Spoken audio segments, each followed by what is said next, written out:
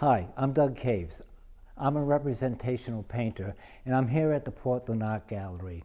Behind me is a painting that I did last year um, based on the feelings I had about moving through that isolation that the COVID period represented for us, and that sort of yearning for hope. So this painting was done in the, this painting is set in the Minuteman National Historical Park in Lexington, Massachusetts.